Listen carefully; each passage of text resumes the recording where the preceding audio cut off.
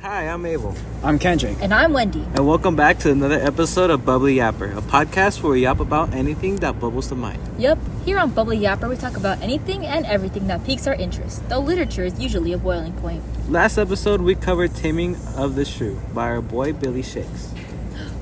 Oh, speaking of Billy Shakes, he actually wrote the play of today's topic. That's right, guys. Today we're going to talk about the infamous play Macbeth, a tale of deception and tragedy.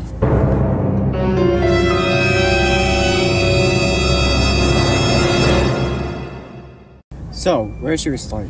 Well, Macbeth is a crazy son of a gun, but before he was crazy, he was a brave son of a gun. Hold up, Abel. What do you mean by that? Well, according to the play, which was set in Scotland, by the way, Macbeth started off as a pretty brave guy.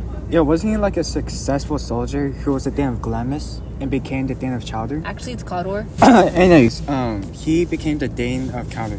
The witches predicted that, guys. They saw that Macbeth was a good guy, and they gave him a prophecy saying he'd become the Thane of Cawdor and eventually the King of Scotland. But he had killer potential. He was a killing machine. Macbeth was like, how am I supposed to be the Thane of Chowder or the King of Scotland? Yeah, this is true because Macbeth said, by Sinel's death I know I am Thane of Glamis, but how of Cawdor? The Thane of Cawdor lives, a prosperous gentleman, and to be king stands not within the prospect of belief, no more than to be Cawdor. Basically, Macbeth didn't have high hopes for this prophecy. At the same time, he still had that little half sense that it would come true.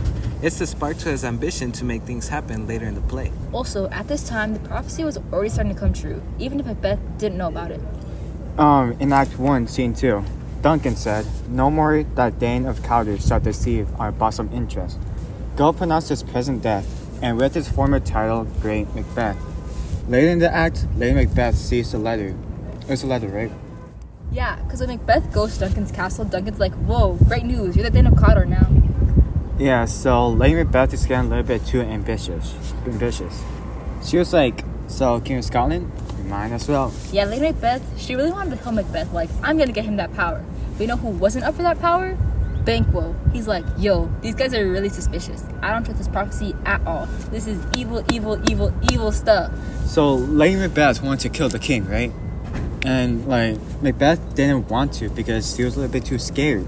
He was timid. So Lady Macbeth kind of manipulated him. Yeah, as shown when she says, it is too full of the milk of human kindness to catch the nearest way. Thou wouldst be great, art not without ambition, but without the illness should attend it. What thou wouldst highly. Yeah, she's basically just talking about how unmanly he is. And she also something like, oh, you have such white hands, I would never be that white. Yeah, so I think Lady Macbeth really motivated his spark of ambition to almost become a flame. And yeah, and after that, he's finally committed to the plan of killing Duncan. Oh, I didn't see you there. Well, let me introduce you to this wonderful product called Flexitime. Do you need to boost your ambition like Macbeth?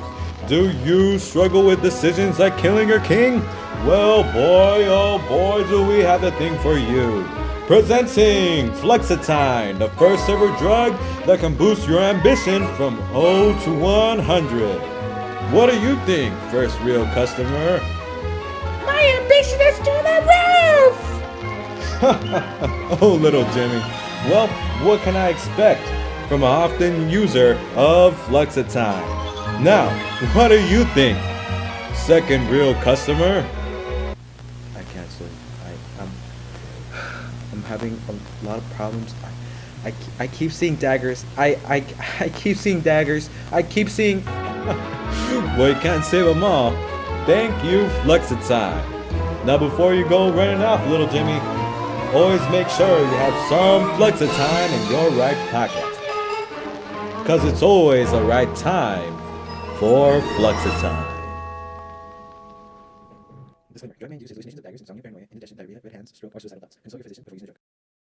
So after Lady Macbeth finds out about the note and about how the witch's prophecy is kind of true, she wanted Macbeth to kill Duncan. Yeah, and the sign for Macbeth to kill Duncan is when he hears the bell. Yeah, I agree.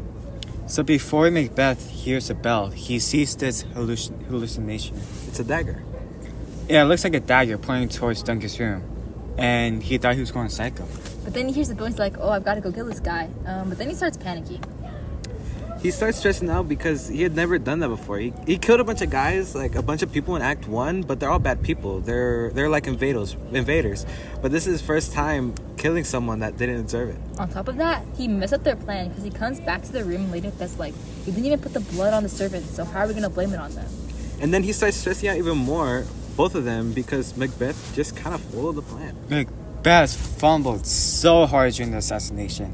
He didn't get rid of the dagger. He didn't clean up the blood. He fumbled. What a crazy little dude. I feel like this is the turning point in Macbeth and Lady Macbeth's relationship, because after this, Macbeth takes charge where previously he was just doing what Lady Macbeth told him to do.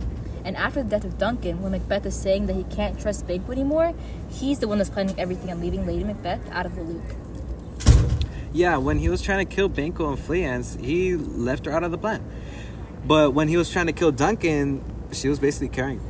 But now he doesn't really care. And he's doing everything by himself, showing how much his ambitions and his morals changed. From hesitating before killing Duncan to hiring murderers to do it. He went on a big power trip, and he started believing the witches a little bit too much. Yeah, he became cocky and overconfident in what the witches had said because he was now the king. But he's also getting more paranoid. As you guys said, after he had just killed Duncan, he was guilty and unable to look past how his hand had Duncan's blood. But over time, he realized how Banquo's lineage was predicted to take the crown, so he had to kill him. This podcast is made possible by sponsors like Neptune, the only soap on the market that can wash away anything. Dirt, grime, blood, and even sins. Neptune can wash it all away. Get yours today for $12.99 using our promo code SleepWellDuncan. That's right, but act fast. This code is only available for one night. So we know that Macbeth started to get bolder as time progressed. Yeah, we can see that within his interaction with the witches. Oh, by the way, Macbeth went to visit the witches, and they whipped up a quick spell in the cauldron to trick Macbeth into a false sense of security. So the first appearance to Macbeth was an armed head that told Macbeth to be aware of Macduff. The second apparition was a bloody child that told Macbeth that no one born of a woman would be able to harm him. And the third one was about this child with a crown on his head holding a tree, saying that Macbeth will never be killed until Birnam Wood comes into Dunsane Hill to get him. All that can be found in the quote, Macbeth, Macbeth, Macbeth. Beware of Macduff. Be bloody, bold, and resolute. Laugh to scorn. The power of man, for none of woman born shall harm Macbeth. Who shafts, who frets, who are weary conspires on. Macbeth shall never vanquish be until great Birnam Wood to hide Dunstan Hill. Shake shall come against him. So after talking to riches, Macbeth thought he was invincible. I got this. Yeah, but he was also still a little paranoid. I'm so powerful now, but he still went ahead and killed Macduff's family just in case. And back in England, Macbeth received this news and was like, man, this guy is crazy. And that kind of helped him have that motivation for him and Malcolm to kill Macbeth. And before that, let's talk about Lady Macbeth. Because after Lady Macbeth dies, he starts saying that she is super weak-minded and she would have died anyways. She should have died hereafter. There would have been a time for such a word. yeah, and this really shows how much Macbeth has changed. He's so focused on power and keeping the crown that he didn't even care about Lady Macbeth's well-being nor her physical state, even though she's the one that originally helped him. Oh, and when he was fighting Macduff, he thought he was invincible because he was still under the impression that Macduff was born of a woman and couldn't harm him. But Macduff just stabs him, which is crazy. Super crazy, because Macduff was actually a C-section baby. Yeah, and Macduff was also the one who brought Malcolm, who told the army to take branches from Birnam Wood so they could hide themselves on their way to Dunstan Hill. And the witches said that Macbeth should beware of Macduff. So all the prophecies came true. Macbeth just didn't see the hidden meanings. Basically, at first he was weak-willed. He didn't have much conviction. But by the end of the story, he was very power-hungry. Like a tyrant. Exactly, he was like a tyrant. He had character regression in the story. And with that, this episode has come to an end. Thank you for listening. We will now give a brief recap and touch on some final bases. So, in the first few minutes of the podcast, we focused on Macbeth's character before he started killing those around him for more power. During this time, we can see that he still had morals, and he held his vows for the most part. But you see, he struggled to come to terms with killing Duncan.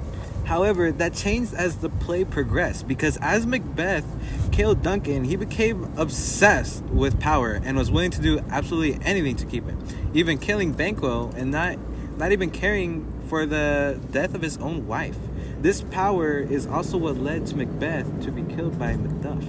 All in all, throughout the play, we can see how Macbeth starts to lose himself to power and how his character regresses, going from noble to corrupt, a hero to a tyrant. Wow, that was a good play. It really bubbled and doubled. Maybe a bit of toil and trouble mixed in there.